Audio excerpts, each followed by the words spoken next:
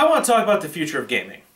I was born in 1985, so my first video game console was the Nintendo Entertainment System. And then that was the third generation of consoles. Then we went to the Super Nintendo and the Sega Genesis.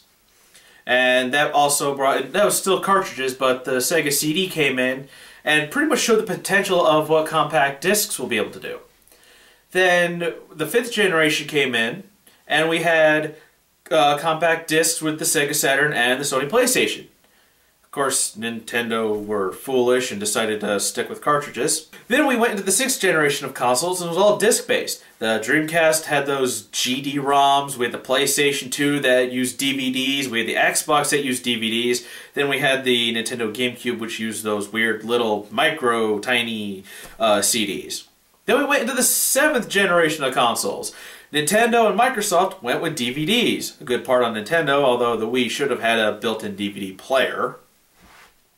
But Sony upped the ante and went with Blu-ray discs, and as all that technology improved, we went from like floppy disks and cartridges to CDs to DVDs, and where that became the where all that was like going from standard to standard to standard, and now Blu-ray's the standard.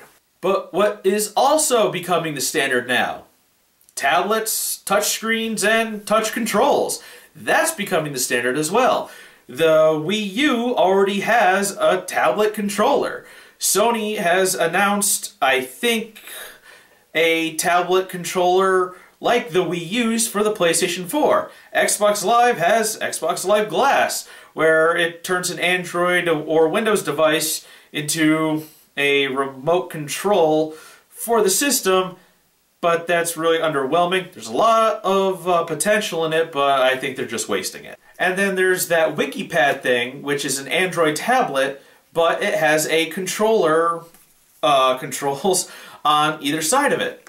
So that led me to thinking, this here is going to be our future video game consoles.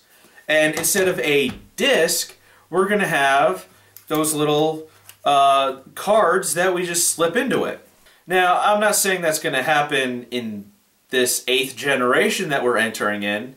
I'm not saying that's going to happen in the 9th. I would actually be surprised if it happened in the 9th generation, because I still think that's a little too soon. I think that may be one more console right there in that generation for the three giants that are out there, Microsoft, Sony, and Nintendo.